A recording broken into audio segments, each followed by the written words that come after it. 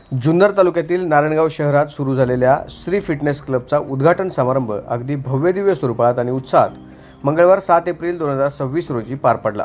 पुणे नाशिक हायवेवरील परिवार हॉटेलच्या समोर या श्री फिटनेस क्लबचा उद्घाटन समारंभ संपन्न झाला.